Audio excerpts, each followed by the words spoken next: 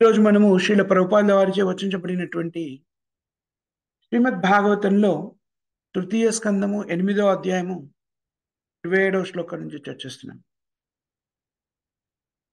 ఈ అధ్యాయం యొక్క శీర్షిక గర్భోదక సాయ విష్ణువు నుండి బ్రహ్మ యొక్క ఉద్భవనము అని చెప్పబడింది. బ్రహ్మ జాగ్రత్తగా ఈ అధ్యాయాన్ని గమనించినట్టయితే భగవంతుని యొక్క కృపని పొందే విధానాన్ని, శ్రీకృష్ణ భగవానుడు దేవాది దేవుడైన భగవంతుని యొక్క అనుగ్రహాన్ని పొందే విధానాన్ని మరియు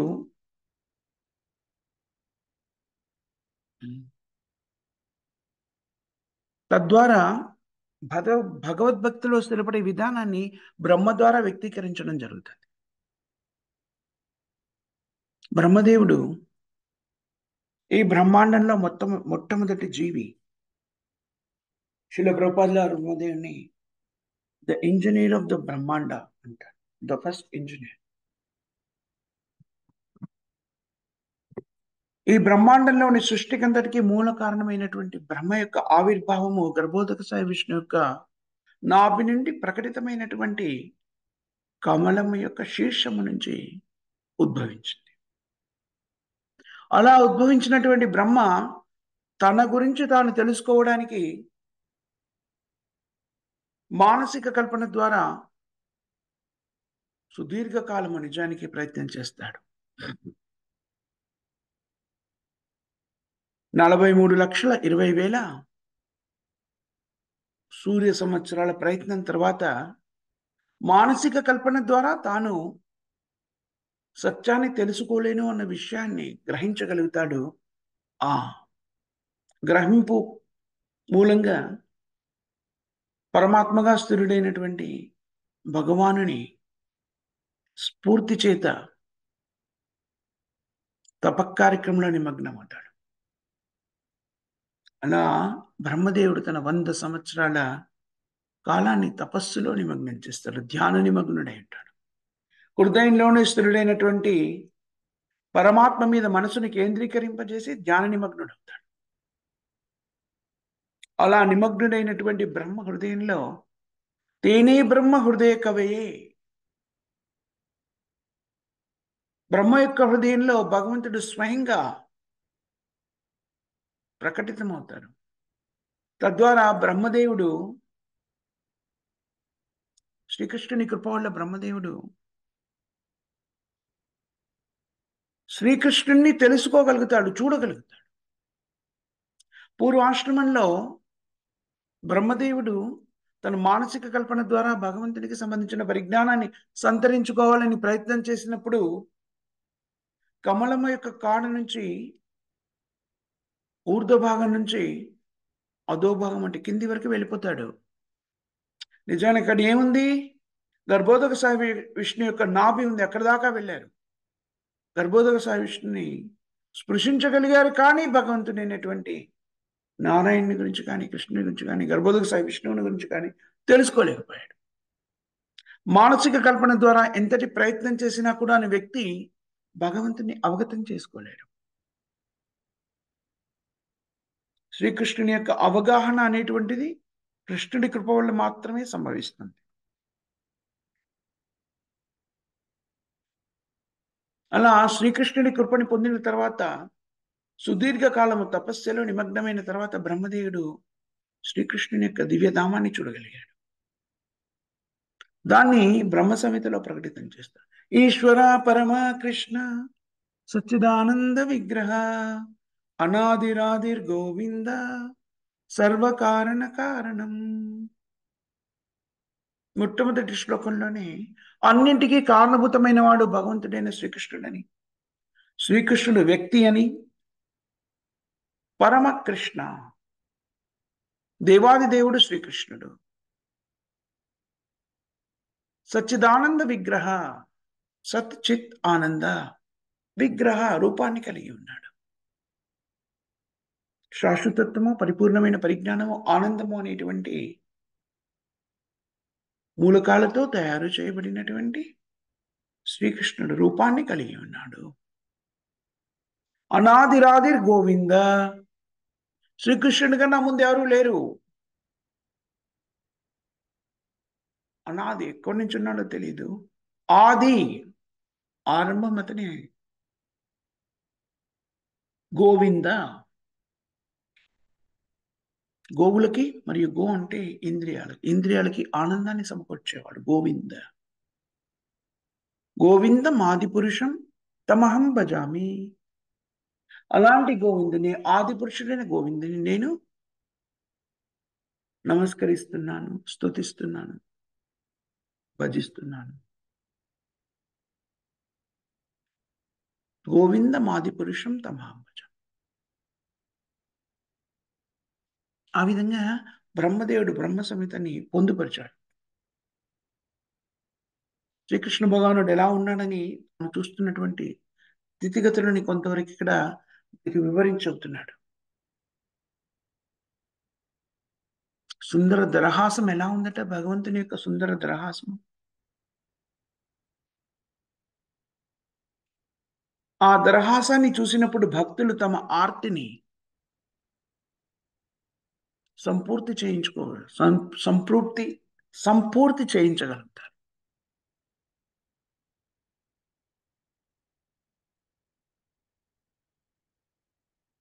మనోహరమైనటువంటి ముఖబింబాన్ని చూడగానే భక్తులు తమ ఆర్తినంతా కూడా కోల్పోతారు. భక్తియుక్త సేవలో నియుక్తమవడము అంటే భగవంతునికి అత్యంత ఆనందాన్ని చేకూర్చగలిగేటువంటి విషయం. భక్తియుక్త సేవలో నియుక్తమైనప్పుడు విశుద్ధమైన భక్తుడు భగవంతులోని కరుణ జాగృతం చేయబడుతుంది, దయామయుడు.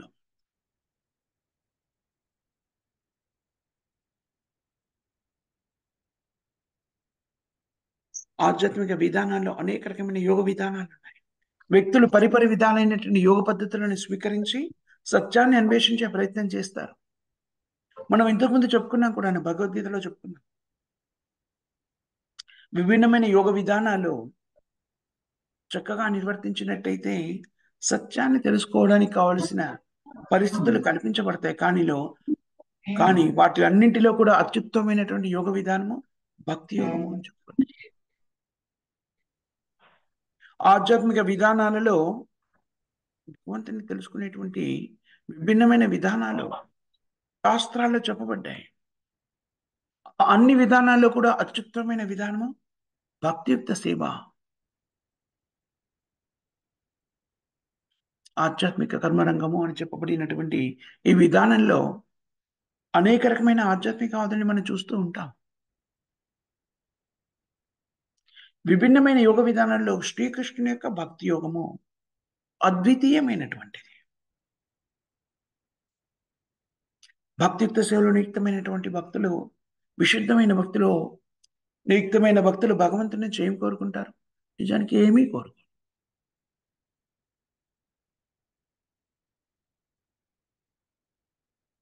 నిరంతరంగా భగవంతుని సేవలో నియుక్తమై ఉండాలనుకుంటారు, కానీ భగవంతుని ఏమీ కోరు.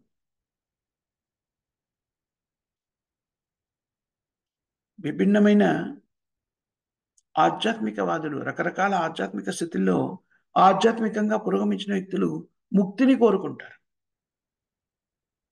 కానీ విశుద్ధ భక్తిలో నియుక్తులైనటువంటి వ్యక్తులు, భగవద్భక్తిలో నియుక్తమైన వ్యక్తులు ముక్తిని భగవంతుడే స్వయంగా నీకు ప్రసాదిస్తానన్నప్పటికీ స్వీకరించారు.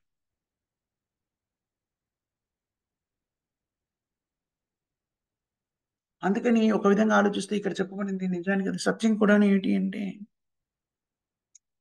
భక్తులు భగవంతుని ఎడమనొచ్చేటువంటి సేవకి భగవంతుడే భక్తులకి రుణగ్రస్తుడైపోతాడు. ఈ విషయాన్ని మనకి దశమస్కందంలో కూడా శ్రీకృష్ణుడు స్వయంగా వినవిస్తాడు. ఏమని? బృందావనంలో తన సేవలో నియుక్తమైనటువంటి గోపికలతో అంటాడు, మీ భక్తియుక్త సేవకి నేను రుణగ్రస్తుడైపోయాను.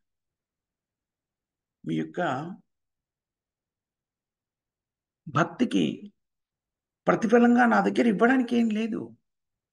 మీ భక్తి ఎంత ఉత్కృష్టమైంది అంటే దానికి సరిపోయేటువంటి పర్యవసానాన్ని ఇవ్వడానికి నా దగ్గర ఏం లేదంటాడు. ఎవరు? అన్నింటికీ అధిపతి అయినటువంటి శ్రీకృష్ణుడు అన్నమాట. భక్తుల యొక్క భక్తి శ్రీకృష్ణుని కూడా రుణగ్రస్తుడిగా మారుస్తుంది.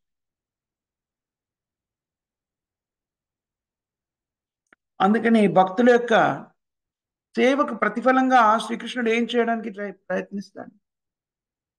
దరహాసంతోని వారి ఆర్తిని పరిపూర్ణం చేయడం ద్వారా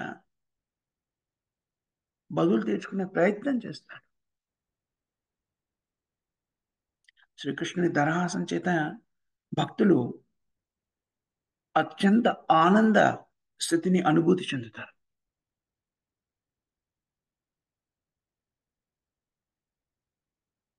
భక్తుల యొక్క ఆనందాన్ని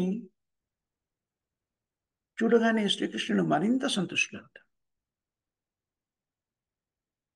ఈ విధంగా భక్తుల యొక్క సంతృప్తిని చూసి భగవంతుడు సంతుష్టుడవడము, భగవంతుని సంతుష్టిని చూసి భక్తులు రంజితులవడము, ఇలాగా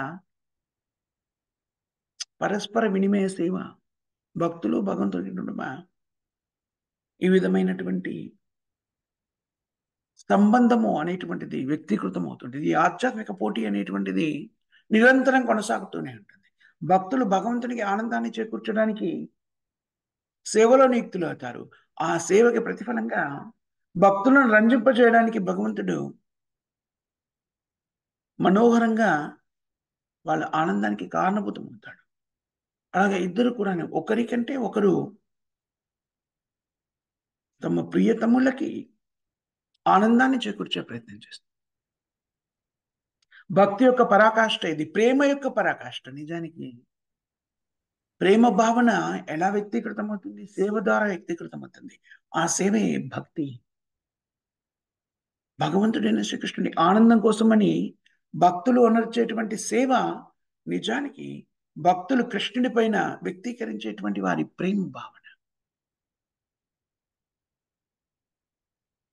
చూడండి, ప్రేమ అనేటువంటిది నిజానికి భౌతిక జగత్తులో ప్రేమ అని మనం ఏదైతే అనుకుంటామో అది ఆధ్యాత్మిక జగత్తులో జీవుడికి భగవంతుని మధ్య ఉన్న ప్రేమకి వికృత ప్రతిబింబము. భౌతిక జగత్తులో అన్నీ కూడా భౌతిక జగత్తులో ప్రకటితమయ్యేవి కూడాను ఆధ్యాత్మిక జగత్తుకి వికృత ప్రతిబింబాలే కదా. దాని మాధుర్యత ఎంత గొప్పగా ఉంటుంది అంటే భౌతిక జగత్తులో దాన్ని లేశమాత్రంగా అనుభూతి చెందితే కూడాను జీవుడు పరవశించిపోతాడు. అలాంటి ప్రేమ దాని నిజ స్థితిలో ఆధ్యాత్మిక స్వరూపంలో భగవంతుడితో మనకున్నటువంటి నిజ స్థితిలో అనుభూతి చెందితే అది ఎలా ఉంటుందో ఊహించుకోవచ్చు. శాస్త్రాల్ని పరిగణలోకి తీసుకొని మనం ఆలోచించినట్టయితే భౌతిక జగత్తులో ప్రేమ అనేటువంటి భావనే లేదు, అది కేవలము భ్రమితమైనటువంటిది అని చెప్పబడింది. భ్రమితమైనటువంటి భావనలోనే మనకున్నటువంటి ప్రస్తుత స్థితిలో భౌతిక జగత్తులోని ప్రేమానుభూతిని మనం ఎలా ఆస్వాదిస్తామో మనం చూడవచ్చును. ప్రేమ బంధము అనేటువంటిది జీవుల మధ్య కూడాను ఎలా వ్యక్తీకృతం అవుతుందో మనం చూస్తాం. తల్లి సంతానం మధ్యలో, తల్లిదండ్రులు సంతానం మధ్యలో వ్యక్తీకృతమయ్యే ప్రేమ భావన, భార్యాభర్తలు, ప్రేయసి ప్రియులు, సోదరి సోదరీమణులు, ఇలా భౌతిక జగత్తులో మనం విభిన్నమైనటువంటి ప్రేమానుభూతుల్ని ఆస్వాదిస్తున్నాం. దానిలోని ప్రేమానుభూతిని మనము అనుభూతి చెందినప్పుడు నిజానికి అది భ్రాంతికరమైనటువంటిది. ఆ భ్రాంతికరమైనటువంటి ప్రేమానుభూతిలో మహోత్కృష్టమైనటువంటి ఆనందాన్ని అనుభూతి చెందుతాం. మరి ఆ భ్రాంతికర స్థితి కాకుండా నిజ స్థితిలోని ప్రేమ అంటే జీవాత్మకి భగవంతునితో ఉన్నటువంటి అనుబంధము, ప్రేమయుక్తమైన బంధాన్ని అనుభూతి చెందితే అది ఎంత మధురంగా ఉంటుందో అనుభవించవచ్చు.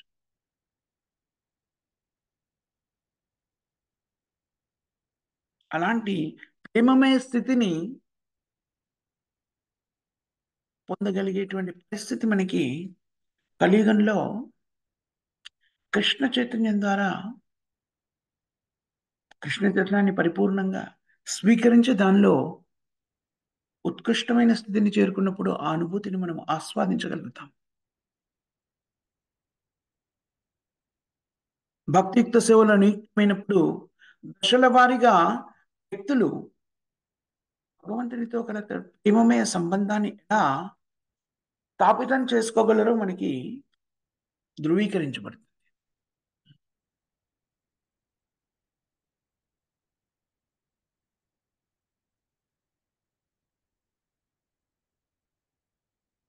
మనము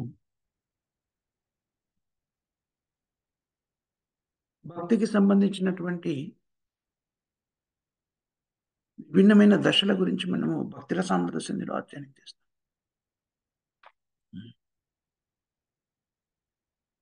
భక్తిత్వ సేవలో నియుక్తమైనప్పుడు 9 విభిన్నమైనటువంటి దశల్లో భక్తులు కృష్ణ చైతన్య అభివృద్ధి చెందే విధానం మనకి భక్తుల సామర్థ్య సింధిలో రూప గోస్వామి ప్రభుపాదులు వారు వివరిస్తారు. ఎక్కడి నుంచి మొదలవుతుంది? శ్రద్ధ, విశ్వాసం,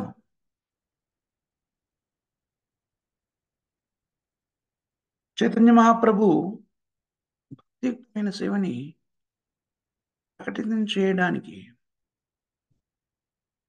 భక్తియుక్తమైనటువంటి సేవని, భక్తిని ప్రసాదించడానికి చైతన్య మహాప్రభు వ్యక్తుల నుంచి ఆకాంక్షించినది ఏమిటి? శ్రద్ధ, విశ్వాసం. విశ్వాసంతో భక్తియుక్త సేవని మనం స్వీకరించామనుకోండి, అప్పుడు ఏం జరుగుతుంది? సాధు సంఘ భక్తుల యొక్క సాంగత్యాన్ని ప్రసాదించడం.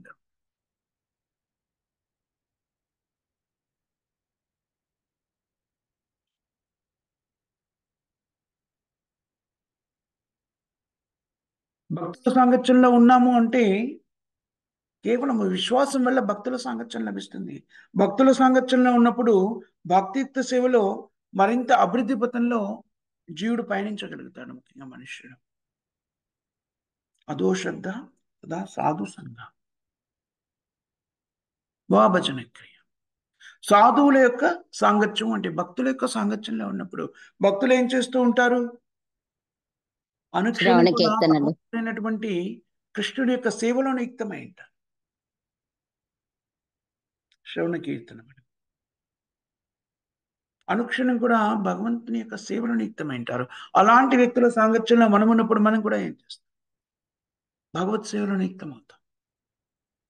వారితో ఉన్నప్పుడు మనం ఏం చేస్తాము? భజన క్రియ, భక్తియుక్త సేవలో నియుక్తమయ్యే విధానం.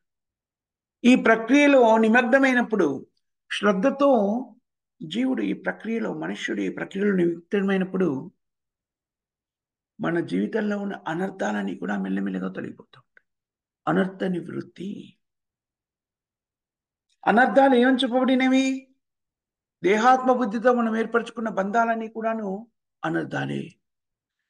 నన్ను ఈ శరీరంతో గుర్తించడం మొదటి అనర్థం. ఈ శరీరంతోని అనుబంధాన్ని కలిగి ఉన్న విస్తార స్థితులన్నింటినీ కూడాను వాటి మీద మోహాన్ని ఏర్పరచుకోవడము అనర్థం. భౌతిక బంధనాలతో ఏర్పరచుకున్న మోహాలన్నీ కూడాను అనర్థాలు. ఈ అనర్థాలన్నీ కూడా మెల్లిమెల్లిగా తగ్గుతూ వస్తూ ఉంటాయి. అలా తగ్గుతున్నప్పుడు అనర్థ నివృత్తి జరుగుతున్నప్పుడు మనకి ఏం జరుగుతుంది? భగవద్భక్తి మీద నిష్ఠ, స్థిరత్వం ఏర్పడుతుంది. చూడండి, ఎక్కడి నుంచి మొదలవుతుంది? ప్రాథమికంగా మనకు కావాల్సింది విశ్వాసము. విశ్వాసంతో సాధువుల యొక్క సాంగత్యం లభిస్తుంది. సాధువుల సాంగత్యం మూలంగా భక్తియుక్త సేవలో నియుక్తం కాగలుగుతాము. భక్తియుక్త సేవలో నియుక్తమైనప్పుడు అనర్థ నివృత్తి జరుగుతుంది. అనర్థ నివృత్తి మూలంగా మనకి భక్తియుక్త సేవలో స్థిరత్వం ఏర్పడుతుంది. ఆ స్థిరత్వంతో భక్తియుక్త సేవలో నియుక్తమైనప్పుడు దానిలో రుచిని ఆస్వాదించడం మొదలు. ఆ రుచి మనము భక్తియుక్త సేవలో నియుక్తం అవడానికి ఆసక్తిని రేపుతుంది. దాని మీద మనకి అనుబంధాన్ని ఏర్పరుస్తుంది. భక్తియుక్త సేవతో మనకు ఏర్పడినటువంటి అనుబంధము భావస్థితిలోకి తీసుకెళ్తుంది. అదేమని చెప్పుకున్నాం మనం? భావస్థితి అంటే ప్రేమమయ స్థితి.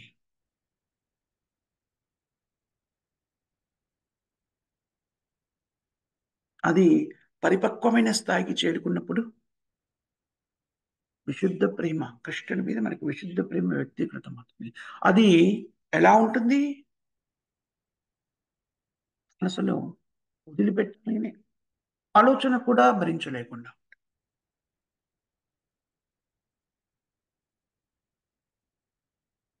ఈ విభిన్న దశల్లో భగవంతుని మీద అపారమైన ప్రేమను పెంచుకోవడానికి కావాల్సిన పరిస్థితులు మనకి కృష్ణ చైతన్యం ప్రబోధిస్తుంది. ఎలాంటి స్థితిలో ఉన్నవాళ్ళు? సర్వగామి, మోక్షగామి, అకామి 3 రకాల స్థితిలో వ్యక్తులు ఉంటారు భౌతిక జగత్తులో. అన్ని రకాలైనటువంటి కామ్య కర్మలో నియుక్తులై భౌతికమైన స్థితులని ఆస్వాదించాలని ఆసక్తి కలిగినటువంటి వ్యక్తులు, మోక్షాన్ని పొందాలని ఆకాంక్షించేటువంటి ఆధ్యాత్మికులు, ఆధ్యాత్మికవాదులు, విశుద్ధమైన భక్తిత్వ సేవలో నియుక్తమైనటువంటి భక్తులు. అందరికీ కూడాను అంత ఆహ్లాదకరమైనది, ఆస్వాదించదగినది ఏమిటి అంటే భాగవత ధర్మం. నిత్యం భాగవత సేవయ. భాగవతంలో ఏం చెప్పబడింది? భాగవతము భగవంతుడైన శ్రీకృష్ణుని గాథ. శ్రీకృష్ణుని దివ్యమైన కార్యక్రమాలన్నీ కూడాను భాగవతంలో పొందుపరచబడ్డాయి. శ్రీకృష్ణుడు మరియు శ్రీకృష్ణుని విభిన్నమైన భక్తుల యొక్క లీలలు, వారి కార్యక్రమాలు భాగవతంలో అభివర్ణించబడ్డాయి.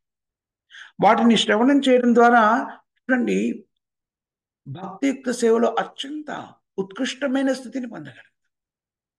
పరీక్షిత్ మహారాజ్ చేసిన ఏకైక కార్యక్రమం నవవిధ భక్తుల్లో స్వీకరించింది ఏంటి? శ్రవణం. చాలా శ్రద్ధగా శ్రవణం చేశారు పరీక్షిత్ మహారాజ్. పరీక్షిత్ మహారాజు శ్రవణం మూలంగా మనకి భాగవతం ప్రకటితమైంది. అందుకని ఈ కృష్ణ చైతన్యాన్ని స్వీకరించినప్పుడు శ్రీల ప్రభుపాద వారు నిర్దేశించినటువంటి 4 నియమాలు ఏవైతే ఉన్నాయో దాంట్లో ఒకటి ఏమిటి? శ్రవణం. శ్రవణం, కీర్తనం, విష్ణు స్మరణం. శ్రవణానికి అత్యంత ప్రాశస్త్యం ఉంది. మనం ఇంతకుముందు అనేక పర్యాలు శ్రవణం యొక్క ప్రాశస్తాన్ని వివరించి చెప్పుకున్నాం.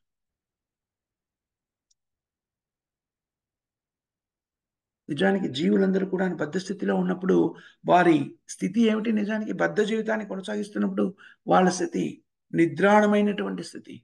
ఆధ్యాత్మిక దృక్కోణంలో బద్ధ స్థితిలో ఉన్న జీవులందరూ కూడా నిద్రాణమై ఉన్నారు. గాఢ నిద్రలో ఉన్న వ్యక్తుల్ని జాగృతం చేసేటువంటి విధానం ఏమిటి? శబ్ద తరంగం. శబ్దానికి అంతటి ప్రాశస్త్యం ఉంది. శ్రవణము అంటే శబ్ద తరంగాలను వింటున్నాం. భగవంతుని గాథకి సంబంధించిన, భగవంతుని లీలకు సంబంధించిన శబ్ద తరంగాలు ఆధ్యాత్మికమైనటువంటి. ఆధ్యాత్మిక శబ్ద తరంగాలు మన హృదయాన్ని స్పృశించినప్పుడు హృదయ శుద్ధీకరణ జరుగుతుంది. శ్రీమద్ భాగవతంలోని వివరణ ప్రతి పదం కూడాను, ప్రతి పదం పూర్ణామృతాస్వాదనం. పూర్ణామృతం ప్రతి పదంలో కూడాను పరిపూర్ణమైన పూర్ణ అమృతాన్ని సేవిస్తే, పరిపూర్ణమైన అమృతాన్ని సేవిస్తే ఎలాంటి ఆస్వాదాన్ని పొందగలుగుతామో అలాంటి ఆస్వాదన శ్రీమద్ భాగవతం ప్రతిపదంలో కూడాను నియుక్తం చేయబడింది, నింపి ఉంచబడింది. పూర్ణామృతాస్వాదనం. అలాంటి భాగవతాన్ని శ్రవణం చేస్తే ఏం జరుగుతుంది? హృదయ శుద్ధీకరణ. హృదయాన్ని స్పృశించి హృదయ శుద్ధీకరణ చేయండి. దానికి కావలసింది ఏమిటి? ప్రాథమికంగా ఉండాల్సిన అర్హత ఏమిటి? శ్రద్ధ. భాగవతాన్ని అధ్యయనం చేస్తున్నప్పుడు నిజానికి మనకి ఏం జరుగుతుంది? భగవంతుడు మరియు భక్తుల సాంగత్యం లభిస్తుంది. విశుద్ధమైన భక్తులు అనేకుల గురించి మనకి భాగవతంలో వివరించబడుతుంది. భాగవతాన్ని అధ్యయనం చేస్తున్నప్పుడు మనకి శ్రీకృష్ణుని విశుద్ధమైన భక్తులు, శ్రీల ప్రభుపాదుల వారు గురు పరంపర యొక్క సాంగత్యం లభిస్తుంది, సాధు సంఘ. దాని ద్వారా మనం ఏం చేస్తామో భగవంతుని కీర్తిస్తుంటాం కదా. భాగవతాన్ని అధ్యయనం చేస్తున్నప్పుడు శ్రీకృష్ణుని యొక్క ఉత్తమ శ్లోక, ఉత్తమమైన అలంకారకృతమైనటువంటి పదజాలంతో శ్రీకృష్ణుని అభివర్ణించడము అనేటువంటిది భాగవతంలో. అలాగా శ్రీకృష్ణుని భజించే స్థితిలో పెరుగుతాం. అవి మన హృదయంలోని అనర్థాలన్నింటినీ కూడా తొలగిస్తాయి. శ్రద్ధగా భాగవతాన్ని ఆలకించినట్టయితే మనకి భగవంతుని మీద ఆసక్తి పెరుగుతుంది. నిష్ఠ, స్థిరత్వంతోని భక్తి దశలు నిక్తమవ్వాలని ఆసక్తి పెరుగుతుంది. భగవంతుని దివ్యలీలని శ్రవణం చేస్తుంటే దానిలోని మాధుర్యతని మనం ఆస్వాదించడం మొదలెడతాం. రుచి, ఆ ఆస్వాదన ఇంకా ఇంకా భగవంతుని గురించి తెలుసుకోవాలి అనేటువంటి ఆసక్తిని పెంచుతుంది. అది అనురక్తిగా, భగవంతుని మీద మనకి అనురక్తిగా మారుతుంది. ఈ స్థితి భగవత్ ప్రేమని జాగృతం చేస్తుంది. భావ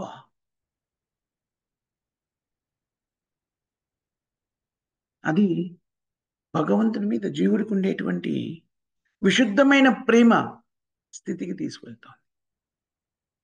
కృష్ణ ప్రేమని పరిపూర్ణంగా జాగృతం చేస్తుంది. ఇది శ్రీమద్ భాగవతం యొక్క శ్లోకంలోని ప్రాశస్త్యం. నిత్యం భాగవత సేవయ,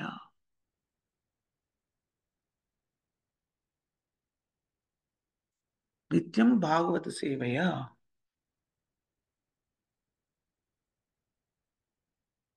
భగవతీరుత్తమ శ్లోకే భక్తిర్భవతి నేష్టి.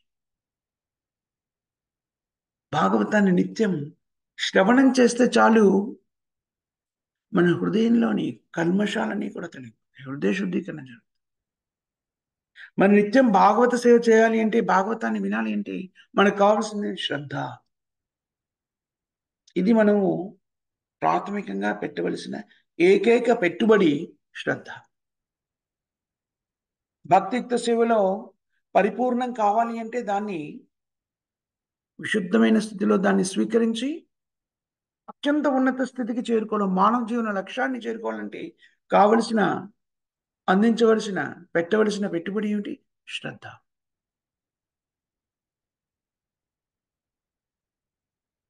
చైతన్య మహాప్రభు మనందరి నుంచి ఆకాంక్షించిన ఏకైక పెట్టుబడి, ఏకైక వస్తువు ఏం కోరుకున్నాడు చైతన్య మహాప్రభు? శ్రద్ధ. కేవలము శ్రద్ధ ఒకటి ఉంటే చాలు, మిగిలినవన్నీ కూడా ప్రకటితమవుతాయి. తో శ్రద్ధ తథా సాధు సంగ. చూడండి, శ్రద్ధగా మనకి ఉదయం లేచి నేను మంగళారతి అటెండ్ అయ్యి భాగవత క్లాసుని, భాగవతాన్ని శ్రవణం చేయాలని ఆసక్తి ఉందనుకోండి, శ్రద్ధతో దాని మీద శ్రద్ధ కావాలి. మనకి ఆసక్తి ఉంది, శ్రద్ధతో మనం నిద్రలేచి దాన్ని భాగవతాన్ని వినాలి అనుకున్నాం అనుకోండి, తక్షణం మనకి సాధు సంగ లభిస్తుంది కదా. భాగవతాన్ని వింటున్నాము అంటే శ్రీల ప్రభుపాదుల వారి గురు పరంపర యొక్క సాంగత్యాన్ని స్వీకరిస్తున్నాము, కృష్ణుడి సాంగత్యాన్ని స్వీకరిస్తున్నాము. కృష్ణుడితో జరుగుతున్నటువంటి కార్యక్రమాలు, లీలన్నీ కూడా కృష్ణ భక్తులతో నిర్వహించడం జరుగుతుంది. కాబట్టి కృష్ణుడు మరి కృష్ణ భక్తుల సాంగత్యాన్ని స్వీకరిస్తున్నాము. అలా కృష్ణుని గురించి స్తుతిస్తున్నప్పుడు, శ్రవణం చేస్తున్నప్పుడు నిజానికి మనము ఏ ప్రక్రియలో నిమగ్నమై ఉన్నాము? భజన ప్రక్రియలో నిమగ్నమైనాం. భక్తియుక్త సేవ. ఈ కార్యక్రమాలని మనం నిర్వర్తిస్తున్నప్పుడు ప్రత్యేకమైన ప్రయత్నం ఏది లేకుండానే మన హృదయాల్లో అనర్థ నివృత్తి జరుగుతుంది. హృదయంలో పేరుకుపోయినటువంటి అనర్థాలు, అనర్థాలు అంటే ఏమిటి? ఏ విషయాలైతే విషయీగా అంటే భౌతిక బంధాలకి, భౌతిక ప్రపంచానికి ముడివేసి ఉంచుతుందో అవన్నీ కూడాను తొలగిపోవడం, తగ్గడం మొదలవుతుంది. అవి తగ్గడం మొదలైన కొద్ది ఏమవుతుంది? భగవంతుని గురించి ఇంకా ఇంకా వినాలనేటువంటి ఆసక్తి పెరుగుతుంది. నిష్ఠ. ఒక రోజు వినడం, 2 రోజులు వినడం, 5 రోజులు, 7 రోజులు, 10 రోజులు వినాలనుకోండి, మళ్ళీ మళ్ళీ వినాలని ప్రత్యేకమైన ప్రయత్నం లేకుండా 11వ రోజు మనకి మనం వెళ్ళేస్తాం. శ్రద్ధ, నిష్ఠ, స్థిరత్వం ఏర్పడుతుంది. ప్రతిరోజు వినాలి. ఆ స్థిరత్వంతో విన్నప్పుడు భగవంతుని యొక్క దివ్య లీలలోని మాధుర్యతని రుచి చూడడం మొదలెడతాము, ఆస్వాదించడం మొదలెడతాం. ఆ ఆస్వాదన ఎంత మధురంగా ఉంటుంది అంటే దానికి మనం అలవాటు పడిపోతాం. అది మళ్ళీ మళ్ళీ మళ్ళీ మళ్ళీ కావాలనే ఆసక్తిని పెంచుకుంటాం. అది భగవత్ ప్రేమ ఉద్భవానికి కారణభూతం అవుతుంది. కేవలం ఇష్టం. భాగవత శ్రేణిలోని ప్రాశస్త్యం ఇది.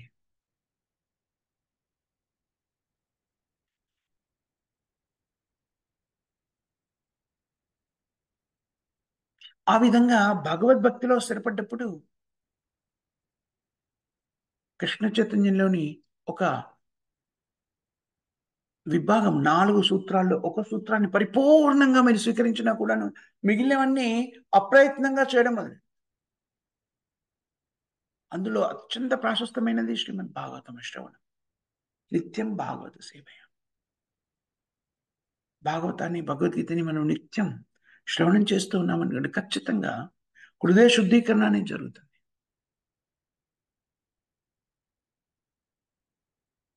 హృదయ శుద్ధీకరణ అంటే ఎలాంటి హృదయ శుద్ధీకరణ? మన నిజ స్థితి జాగృతమవుతుంది. భగవత్ ప్రేమ జాగృతం.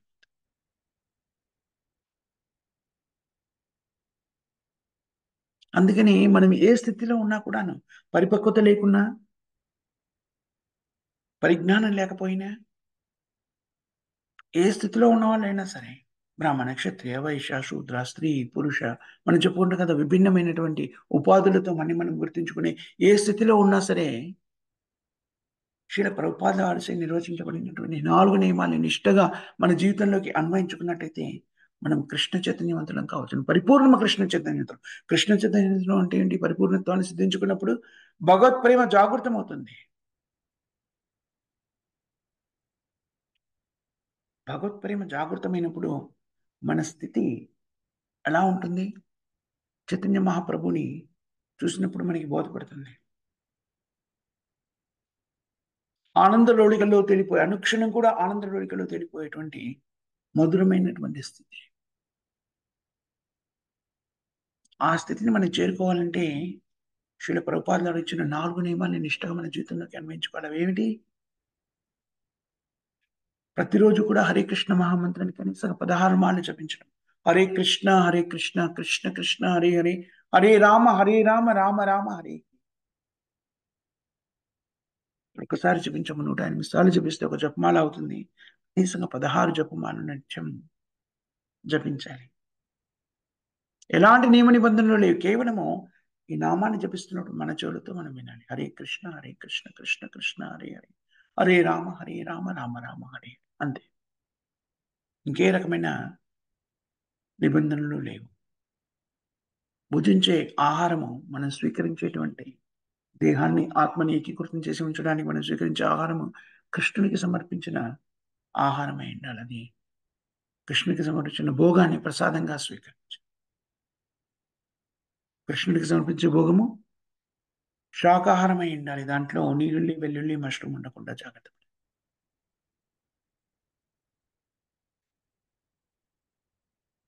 ఇంతకుముందు మనం చెప్పుకున్నాం. ఈ ప్రక్రియలో నిమగ్నమవుతూ నిత్యం భాగవత సేవ ప్రతిరోజు కూడా భాగవతాన్ని, భగవద్గీతని శ్రవణం చేయడం మొదలెట్టామనుకోండి భక్తుల సాంగత్యం కూడా లభిస్తుంది. ప్రస్తుత కాలమాన పరిస్థితుల్లో మనం విభిన్నమైన ప్రదేశాల్లో ఉంటూ రకరకాలైనటువంటి దైనందిన జీవన కార్యక్రమాల్లో నిమగ్నమై ఉంటాం. కొంతమంది భక్తులు చెప్తూ ఉంటారు, చుట్టుపక్కల మందిరం లేదు, లేకపోతే భక్తులు లేరు అని.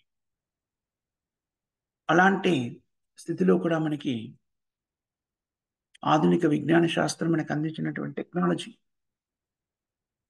దాన్ని వినియోగించడం ద్వారా మనం చూడండి, శ్రీల ప్రభుపాదుల వారు చెప్పారు. మనకు లభ్యమైన ప్రతివాన్ని కూడాను నిర్బంధే కృష్ణ సంబంధే కృష్ణుని యొక్క సేవలో వినియోగించాం. మనకిప్పుడు స్మార్ట్ ఫోన్స్ ఉన్నాయి, ల్యాప్‌టాప్స్ ఉన్నాయి, ఇంటర్నెట్ ఉంది. ఇవన్నింటిని విభిన్నమైనటువంటి కార్యక్రమాలు నిర్వర్తించడానికి వినియోగించవచ్చు. కానీ మనం వీటినన్నిటిని కూడా దేనికి వినియోగిస్తున్నాము? భక్తుల సాంగత్యం స్వీకరించడానికి, భాగవతాన్ని భక్తుల సాంగత్యంలో శ్రవణం చేయడానికి, కీర్తన చేయడానికి వినియోగిస్తాం. ఇది పరిపూర్ణంగా విశుద్ధమైన వినియోగం. మనకున్న స్మార్ట్ ఫోన్ కానీ, ల్యాప్‌టాప్ కానీ దీనికి వినియోగించటం. నిజానికి ఇది నిజమైన కృష్ణ చైతన్యం. ఏమిటి అంటే నిర్బంధే కృష్ణ సంబంధి. మన దగ్గరున్న ప్రతి వస్తువుని కూడాను, వనరులన్నింటినీ కూడాను కృష్ణుడి సేవలో వినియోగించడం. నిజానికి మన స్మార్ట్ ఫోన్‌లన్నీ కూడాను, స్మార్ట్ ఫోన్‌లు కానివ్వండి, ల్యాప్‌టాప్ కానివ్వండి, ఉత్తమంగా వినియోగించేదేమిటి 24 గంటల్లో? మనం ఎప్పుడైతే ఏకీకృతమై భగవంతుని యొక్క దివ్యమైన లీలల్ని కీర్తిస్తామో, శ్రవణం చేస్తామో, అప్పుడు మాత్రమే నిజంగా చక్కగా వినియోగించబడు. తద్వారా ఈ 4 నియమాల్ని మన జీవితంలోకి అన్వయించుకోవడానికి మనం ఎక్కడున్నా కూడాను ఆధునిక విజ్ఞాన శాస్త్రాన్ని మనం వినియోగించుకోవడం ద్వారా మనం ఏం చేస్తున్నాము? మానవ జీవిత లక్ష్యాన్ని చేరుకోవడానికి కావలసినటువంటి కార్యక్రమంలో నిమగ్నం కాగలుగుతున్నాము. ఇదే కృష్ణ చైతన్యం యొక్క మాధుర్యత. కృష్ణ చైతన్యం మన జీవితంలోకి అన్వయించుకోవడానికి అరణ్యానికి వెళ్ళిపోయి, వనానికి వెళ్ళిపోయి, అన్నింటినీ వదిలేసి వృక్షం కింద కూర్చుని అలాంటివి ఏమీ అక్కర్లేదు. స్థానే స్థితాశ్రుతగతి చైతన్య మహాప్రభు ఆదేశించిన సూత్రం అది.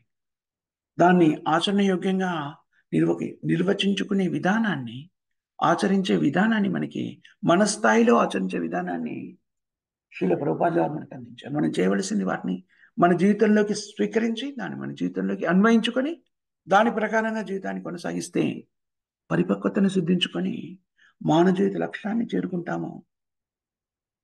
విశుద్ధమైనటువంటి కృష్ణ ప్రేమ ఆస్వాదించగలుగుతాం. ఈ జన్మలోనే అది సాధ్యం.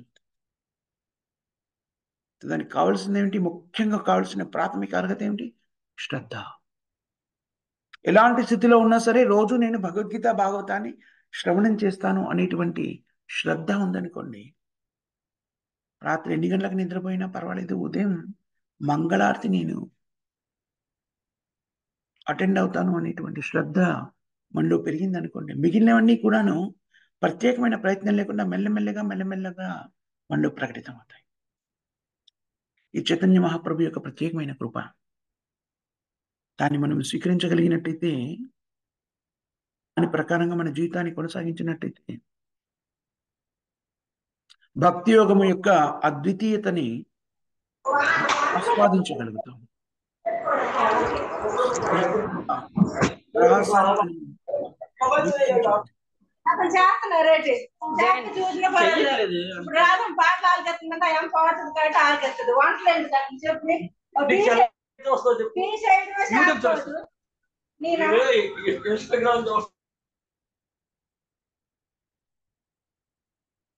తద్వారా మనం పరిపక్వతను సిద్ధించుకోగలం.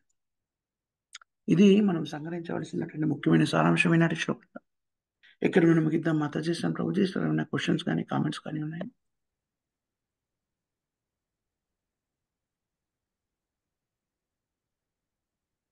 లేకపోయినట్టయితే ఈరోజు ఏకాదశి కూడాను అందరూ కూడాను ఆరోగ్యపరమైన ఇబ్బందులు ఏమి లేకపోతే అందరూ కూడా ఏకాదశి వ్రతాన్ని పాటించవలసిందిగా విజ్ఞప్తి. అంతేకాకుండా ఏం చెప్పుకున్నాం మనం ఈరోజు మన కార్యక్రమాలు ఏమిటి? ఏకాదశి కాబట్టి మామూలుగా 7:30 మనం హిందీలో భగవద్గీత నుంచి చర్చిస్తాము. దాని తర్వాత 10:30కి జపయజ్ఞ కార్యక్రమం ఉంటుంది. 10:30 నుంచి 11 వరకు, 11 నుంచి 11:30 వరకు శ్రీల ప్రభుపాదుల వారి గ్రంథాల నుంచి విశ్లేషణాత్మక అధ్యయనము మరియు చర్చా కార్యక్రమం ఉంటుంది. దాని తర్వాత ఈరోజు ఏకాదశి కాబట్టి 4:30 నుంచి మళ్ళీ మనము చైతన్య చరితామృతం నుంచి శ్రవణము మరియు పఠనము కార్యక్రమంలో నిమగ్నమవుతాము. పఠనము ముఖ్యంగా దాని శ్రవణం ద్వారా ఆస్వాదిస్తాము. దాని తర్వాత దాని గురించి చర్చిస్తాం మనం.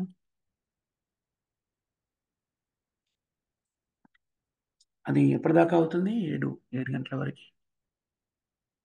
దాని తర్వాత 7:30 నుంచి 8:30 వరకు ఆంగ్లంలో భగవద్గీత నుంచి మనము చర్చిస్తాము. అవి ఈనాటి కార్యక్రమాలు. కాబట్టి భక్తులంతా కూడాను ఈనాటి ఆధ్యాత్మిక కార్యక్రమంలో భాగస్తులై రోజంతా కూడా కృష్ణ చైతన్యంతో గడపడుతుంది విజ్ఞప్తి. మణి మాతాజీ ఈరోజు తన బర్త్డే అని చెప్పారు కదా. మాతాజీ, మణి మాతాజీకి బర్త్డే సాంగ్ పడతారా? ఎవరు పడతారు మణి మాతాజీకి బర్త్డే సాంగ్? ఉన్నారా మణి మాతాజీ? మణి మాతాజీ ఈరోజు మీ బర్త్డే. అవునండి. ఈ రోజు నుంచైనా మీ పేరుని మణి మాతాజీ అని కాకుండా నీలాదేవి మాతాజీగా పెట్టేసుకోండి, మార్చుకోండి మీ ఫోన్లో. ఓకే, ఫోన్లోనండి నీలాదేవి మాతాజీ అని పెట్టమంటారా? Yes Mataji, Niladevi okay okay Niladevi माताजी हरि ओम।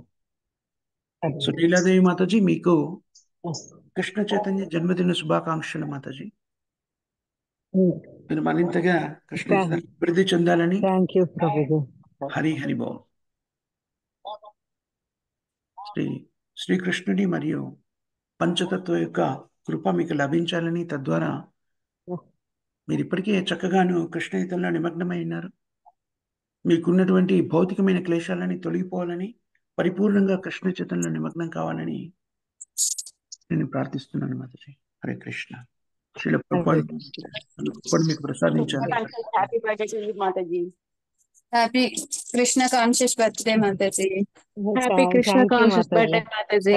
Thank you happy Krishna conscious birthday Mataji. Thank you అండి. హరి హరి బో. ప్రేమతోని ఎవరు చెప్తారమ్మా ఈరోజు? హరే కృష్ణ ప్రభుజీ ప్రణామ్. జగద్గురు శైల ప్రభుపాద్ కి జై జై